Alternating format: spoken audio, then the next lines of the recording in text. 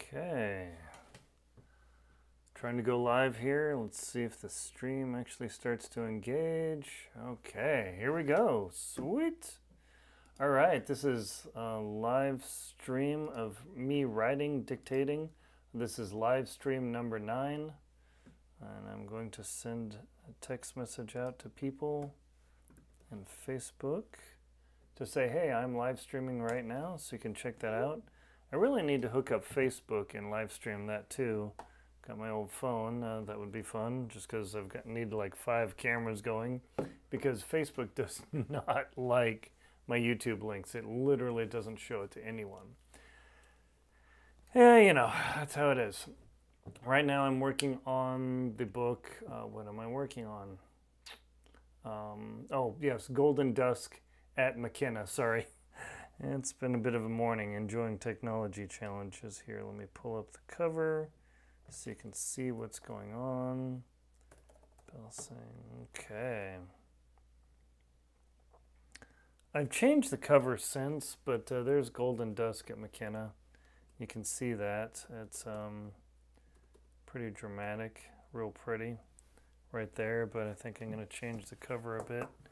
It's just a bit too much. It's more like a Regency sort of thing with a flowy dress, and I don't quite want that. But what I'm going to do is dictate chapter 4, and chapter 4 in this book is where the main male character, and his name is Nolan. He is a filmmaker. He was just on a volcano doing some filming, and the volcano project got cut. And so his world went. But of course that brings us to what forces him to be with the female main character. That's fun. So let me pull up my notes. And yesterday I had real fun. Not really.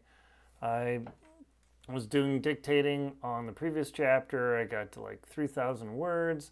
And all of a sudden the voice app just stopped recording. Even the built-in one in Apple. Stuff happens. It's just so wildly frustrating. So I got to figure out a way to put up my notes and then print, and oh my gosh. It's to bring all these live streams and actually do this dictation is stunning how much work it is. Because usually if you just hold your phone up and film, it all theoretically works, but it doesn't. Just doesn't. So chapter 4, the reunion, chapter 3. Okay, here we go. So I'm going to grab my notes, and this is where Nolan, the main character, gets his new assignment, where he's going to encounter the female main character, and they happen to know each other before. That's the best part. Okay, let's see. Good morning, Nancy. Thank you for watching. All right, I have some more people popping into the live stream. That is always fun. All right, so let me get my notes here. So now I've got to be more careful to watch my recording to make sure the recording is still recording. Yeah. Technology. Technology. All right, here we go. Allow paste. Pasting in the notes. Good. Okay. And getting the voice recording going. Voice memos. Okay. And he debated. Oh, yeah. Started playing my old recording. Nice. All right. Here we go. We are now recording. This is chapter 3, the new assignment. Okay. I'm also a bit tired today. I'm probably up too late working on outlines. That's how it works sometimes. My camera seems to be cutting off my head. Sounds very medieval. Let me fix that. A little bit lower. That's better. Okay. Don't want to look all weird. Okay, done, and begin recording.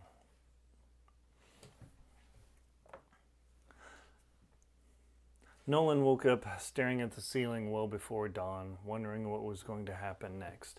One of the difficulties he faced in his job of a documentary filmmaker traveling around the world is sometimes he would wake up and he had no idea where he was. The room was dark, the bed felt unfamiliar, and the sights and sounds were just a little bit different than home. As he thought about it for a moment, he realized, when was the last time I was home? The thought flipped back and forth in his head quite a bit, and he realized not in a long time. And that something that bothered him, but he shoved it out of his mind. Instead, he flipped the bed sheets off, stood up, grabbed his running pants, and then put them on, and then pulled on his Maui graphic t-shirt, and then walked out to the kitchenette that he had in the hotel that he rented and fired up some coffee. He sat there and he watched the last star sparkle from the sky, and he thought, was that Venus or was that Jupiter? It was hard to tell with all the light in the condo, but he could still see it. He went through his notes, debating what to do, and he checked his email and found some instructions from the agency that keeps him employed, and discovered they in fact did have some work for him. It wasn't nearly as exciting as standing on a exploding volcano, but working with whales, that didn't hurt. But the best part is he was actually assigned to do this via paddleboarding. He loved paddleboarding and he loved surfing. So finding the little harbor where a few humpbacks were still remaining before they moved on, that was excellent. He began prepping his equipment and getting his cameras ready, and he always knew that going into the ocean had certain risks with cameras. Even with a simple GoPro, if there was one grain of sand in the door, the entire device would be destroyed immediately. So he was very cautious and conscientious about how he worked. As he finished his coffee and got his camera gear ready, he flipped through his emails, hoping that something more exciting had come in. But this was still paying work. The best part, he thought to himself, was that the hotel was already paid for by the client that just ditched him. And then he thought for a moment and paused, put his hand on his chin, and realized they didn't ditch him. He's still being paid. He still has a hotel, and they'll be back, so the work will continue. So in fact, this was a bonus. So now he gets to go paddleboarding, and he gets to continue the volcano filming. And he started looking up at the ceiling, envisioning what he was going to do for the day, and realized this has actually worked out really well. A lot of times he had pauses in jobs, or the contracts were just outright canceled. That was also part of the challenge of doing this sort of work, is some of the clients were very fickle. After prepping all of his gear and equipment and getting out his paddleboard and hauling it down to the SUV, he got everything ready in the light of the parking garage light at the hotel. Double check on the hotel which one I want him to be at. He cannot be at the Grand Wailea. He set up and strapped down the paddleboard on top of the SUV, got the paddle ready, and loaded up his gear. He checked everything to make sure he had his filming rig set, and he took off. As he rolled around, looking in the dark with his headlights on, he thought about all the times that he had to get up unbelievably early to do this sort of filming. But the payoff was so good that he didn't mind them. As the rev of the engine filled the cabin, as he continued on, he thought about the vision of what he was doing in the future. Thinking about where he was, what he was doing, and who he might be with. And that was the big question that vexed him. So many times there had been women in his life, they've come and gone, and no one ever wanted to stay around for a man who was gone often. He made great money, but when you're gone constantly filming in a godforsaken jungle or a war zone, not too many people wanted to stay around.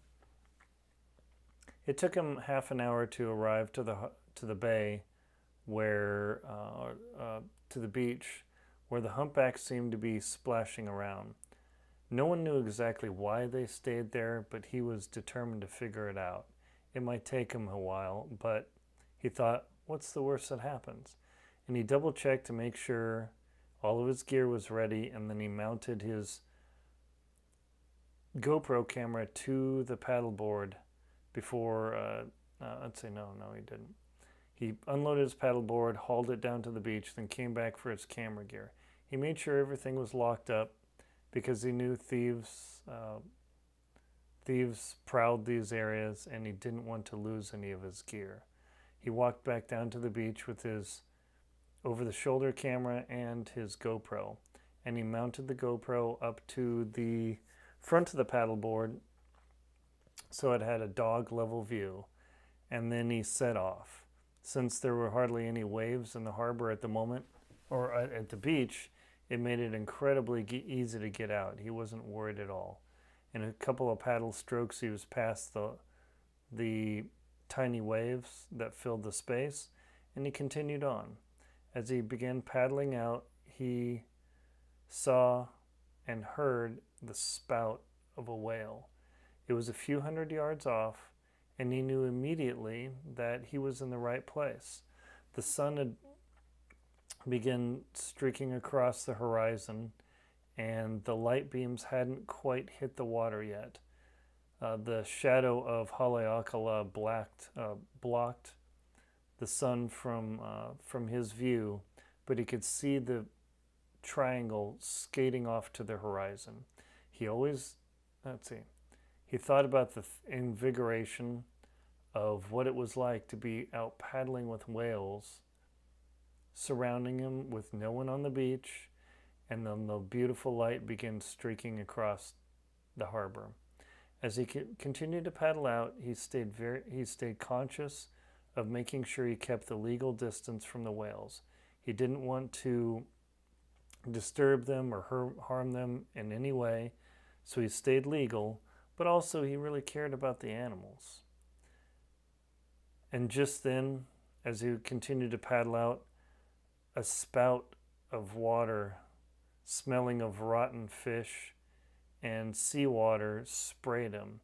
He almost fell off of his paddleboard as the spray settled over him. He stood and collected himself for a moment and said, "Holy smokes, that was incredible." He turned around and there was a humpback hovering 20 feet from him, just staying on top of the water, maybe checking him out. The animal had come back and sprayed a spout of water. It shot high into the sky and then came down and coated him with wretched smelling fish and krill. He gagged a few times at the smell and thought out loud, well, that was just plain disgusting. But once he got over the smell, he started to realize that this was the perfect position. He couldn't do anything about it. He didn't approach the whale any closer, but he gently turned his paddleboard and aligned the GoPro. And then he pulled his over-the-shoulder camera out and began filming the animal.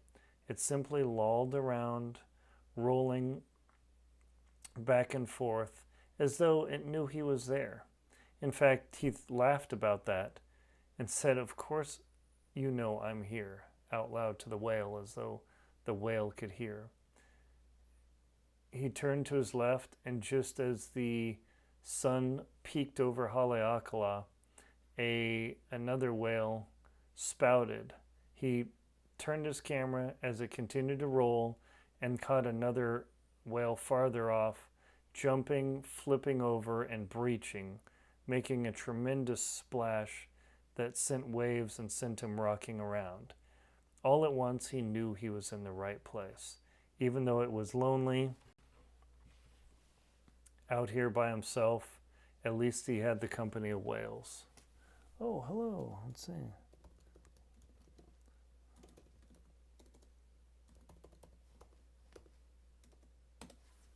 Okay.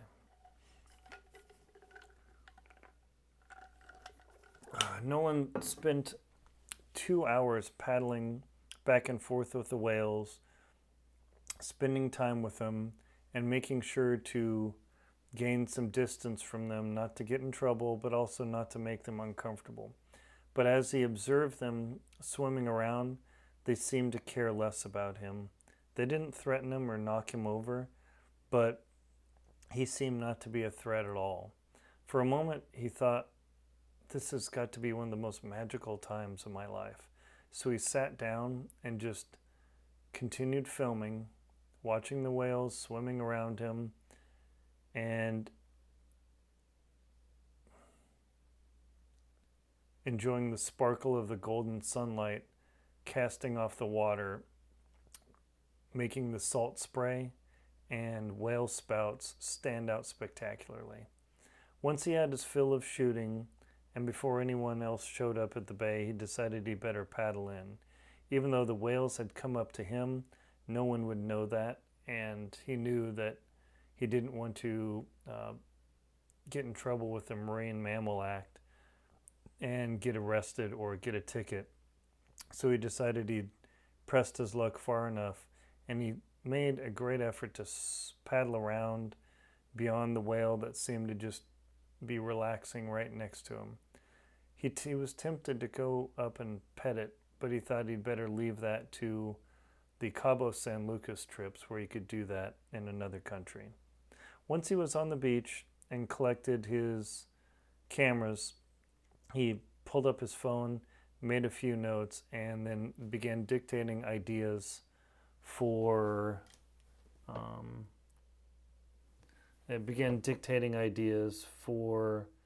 what he was going to do for the dailies. Ooh.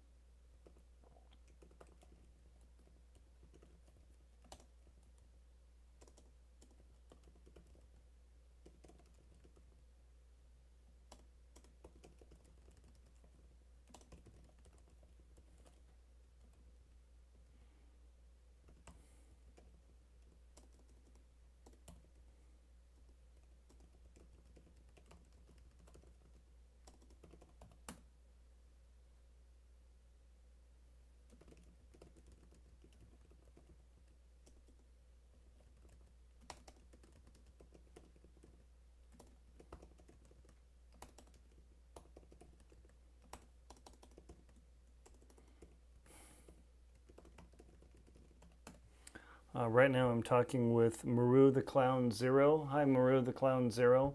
Maru the Clown Zero is talking about how it's difficult to stay focused on writing a story, and I absolutely agree. It's challenging right now. I've got a bit of a headache. I've got to wake myself up, get it going here. But I know that if I can get my words dictated, get them edited, and keep working on the book, it will eventually get done. And that's the real hard part, is that consistency. I really try and target 6,000 words a day. It sounds crazy, but I've been able to do that on a couple trips now. I was in England recently, and over that trip I got 74,000 words done, even though I was traveling. It wasn't so terrible. So Maru the Clown Zero, best of luck. I'm going to keep dictating here. Thank you very much for stopping by. Okay, let's see, where am I? So continue the story. Notes, captured everything. Nolan finished up making the notes on his phone and then double checked to make sure he had the footage on his cameras, and then looked out and he saw the whales begin drifting away from the beach. He knew that in the morning, for whatever reason, they came in, and then by the late morning they had already left. So there was nothing else for him to film but pack his gear up and then head back to his condo. As he was loading up his gear into his SUV and putting the paddleboard onto the rack, he began standing up on the bumper and wrapping the straps around the white paddleboard when all of a sudden his phone rang. He thought about dismissing it for the moment, but that particular phone ring was Jessica, the head of the agency that hired him to do all the work and filming. And he thought, well, I can't ignore the hand that feeds me. So he left the strap half undone, making sure the paddleboard didn't fall on his head, and he crawled through the SUV as quickly as he could and grabbed the phone just as it went to voicemail. Let's see. Jessica said over the line, Nolan, you're not going to believe this. I've got some great news and some really bad news. Nolan said, do you really always have to start our conversations with that? That always seems like it's out of a TV show where I have to choose the good or the bad, and then you're going to tell me the bad anyway, right? Why don't we start off with the bad so I have something to look forward to? Jessica seemed more solemn than usual, and Nolan got the feeling that this was actually bad news, not just, hey, this is a bit of a challenge. Nolan, I'm sorry to tell you, but your friend...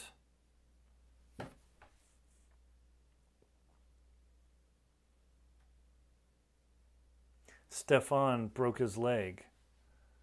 Nolan almost fell out of the door of the SUV as he was entering it, or as he was exiting it, getting his gear.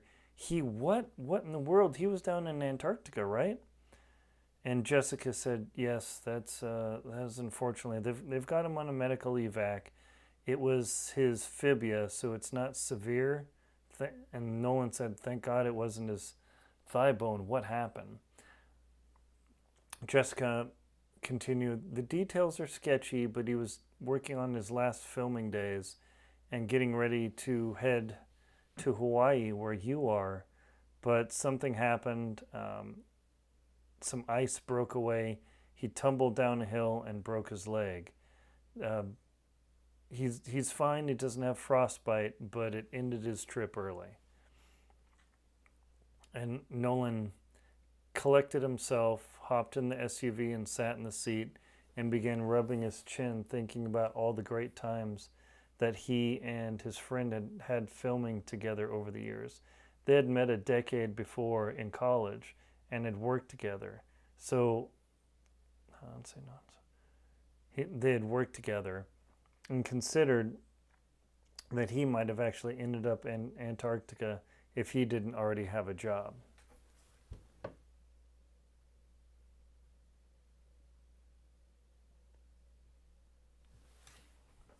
Okay, pause dictation.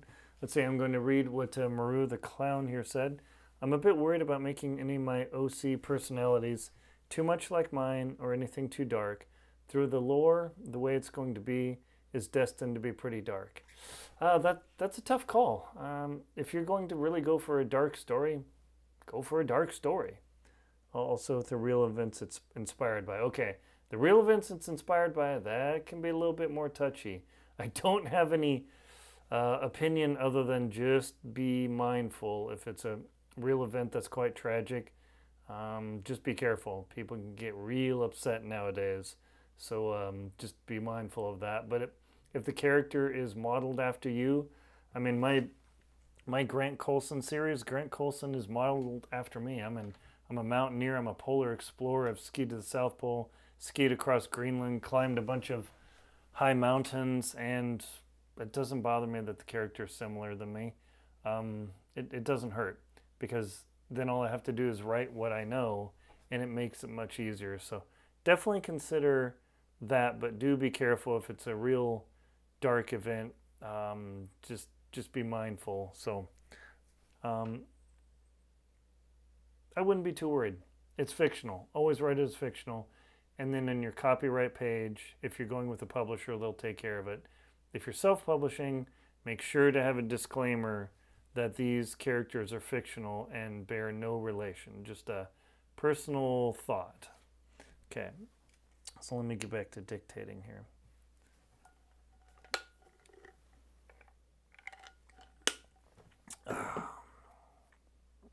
Let's see. Nolan discussed the difficulties of evacuating his friend off Antarctica, and Jessica said they already had it taken care of. It was an operation. Antarctica Logistics Expedition was already pulling him off, and things were going well. Nolan stared out at the beach with a 1,000-yard stare, his mind disconnected, 7,000 miles away, worried about his friend. His skin grew cold, goosebumps raised on the hairs of his arms, even though the air was warm, and he felt almost sick to his stomach. Are you sure he's going to be okay? Is there anything I can do? And Jessica replied, well, not unless you have a private jet that can fly maybe Mach 2 and scoop him off the ice. They're already working towards Patriot Hill, so everything is contained, and he's in good spirits. As soon as he gets back, we'll have him call you. Nolan replied, great, thanks so much. Now tell me you have some good news for me. Oh, let's see. Anything, but there's a cult and a member that has Kool-Aid as a favorite drink. Oh, okay, Maru the Clown. Yeah, the Kool-Aid thing, that is a thing. I mean, definitely make your fictional story. What genre are you writing in? Is it thriller or suspense? I'm kind of curious. Thriller, suspense, horror, or I'm totally curious. Totally curious. Okay, so I'm going to get back to dictating. And Jessica said, well, out of the bad news comes good news for you. Nolan's eyes raised. He flexed his shoulders back. Do tell, my dear. Hook me up. And she said, so what did she say? She said, well, we were sending him to Maui to do some filming for a corporate agency while you were going to be doing the volcano shooting. And I was going to surprise you and say, hey, by the way, there's somebody you want to meet at Ululani's Shaved Ice. Nolan groaned out loud. You literally were going to wait till the last moment to tell me one of my best friends was going to be here? She said, she giggled over the phone. That's how we keep these things interesting. Otherwise, life would be too predictable. And he said, predictability would be nice sometimes, but what do you have going? And Jessica replied, since your contract is paused and his now, well, he can't do the work, obviously, we're going to slot you in with this event. Nolan thought for a moment about event shooting. It had been a while since he had done the work, and it'd been a while since he'd done the work, but he knew it was enjoyable because it was relatively predictable. It wasn't like a whale that had spouted right next to him and might knock him off his paddleboard. He thought about all his emotions about what had happened recently and the difficulties that he'd ran into, but he knew that work was work. And Nolan replied after a pause. Jessica knew that he was pondering out, and he said, okay, hit me with it. Give me the details. Can you send it over in an email? When do we get started? And Jessica told him that you're going to get started tomorrow, if at all possible. They have an event. The organizer is already there. Her name is Lucy something or other, Wittard. I'll have to look it up. Sorry. Nolan replied, no problem. As long as you send me the email, I'll be able to get my stuff done. I'll be able to film my or edit my dailies and get them uploaded to you guys. Is there anything else I need to know? And she said, no, they've already got a plan, and apparently it's a very high pressure filming event, so make sure to be on your best behavior, would you? Nolan laughed out loud to the whales far away and said, my best behavior? That's exactly what I do. And she said, yeah, right. Make sure to get this going solid. I know you wake up crazy early, so that's not a problem. But they need the corporate mode, not the artistic mode. But I would suspect they really need the artistic, honestly. Nolan thought about it and said, I can put on my corporate best suit, don't you worry. I won't show up in a Hawaiian shirt. Talk soon. Jessica hung up the line. Nolan sat there thinking the turn of events with his friend was bad, but he knew he was in good hands and that he had some extra work to do, so all in all, things were turning out nicely. Done. Yes. Alrighty. So, completed chapter 4. Nolan finished his assignment on the beach, and now he's going to be shipped off to the corporate event where the meet cute happens in the romance. That's where things get really fun. So let me answer Maru the Clown here. So it's like a sci-fi comedy despite how dark the lore is. I find it to be a good idea because if it's too dark, people might like it. Maru the Clown, you might be surprised in the romance world. Dark is a thing. If you go into Amazon and look up mafia romance, dark, dark, dark. I've read a few and they're so edgy for me. I'm not a super dark guy and they're too much for me. And they sell like crazy. Perhaps don't discount it. You might be shocked. And yes, the lore on the Kool-Aid thing is very dark. I actually lived in San Diego for a long time. And that group with the Kool-Aid, yeah, I knew all about that. So best of luck with that. And now I'm finished with my dictation. I'm going to have another dictation session soon, hopefully on Wednesday. I guess that doesn't mean anything in YouTube land when people are watching this a year from now. Send me a link when you have... Oh, wait. Can you send me a link to your other books that you have on market? I'm totally curious. You send me a link to the other books you have on market. I'd like to check them out. Cool. Yeah, that sounds very fun. Yeah, please send me a link in the comments on this video if you would, and I'd love to check out your material. That's super fun. Oh, you don't have any published books yet? Oh, that's okay. Do you have a website or like an Instagram or something? A website or Instagram or something I can follow? Oops, if I could spell follow right. Follow. Let's see. Oh yeah, I love following other authors. Even if you've never published anything yet, there's always book number 1. Let's see, I don't have book number 1. Well, this is book number 1 in my Magellan series in the SERA universe. And then this is book number 1 in my SERA archive. So I've got, let's see, Reddit and Tumblr. Oh, cool. Okay, it's been a long time since I've been on Tumblr. But Reddit, yeah, definitely please send me over a link to your Reddit profile. And if you have any writing, that would be fun. Send a link to your Reddit profile. And if you've put up some writing. Let's see, was it Overly Tired, Queers, Pie, and Free? Okay, cool. Let's see, I don't know. Let's see, can I copy that? How do I copy that? I'll just screen grab it. Let's see, that way I don't mess things up here. Okay, here we go. Okay.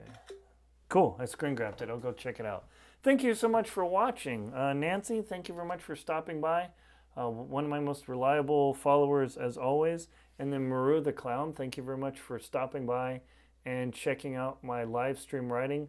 I will be live stream writing again soon. My name is Aaron R. Linsdau, and this dictation was under my romance pen name, AaronBelsing.com, where that's where I release all my romances. My thrillers are on AaronRLinsdau.com. And my regular fiction, or nonfiction, is under AaronLinsdau.com. I'm a busy guy. Thank you very much for watching, and we'll see you soon.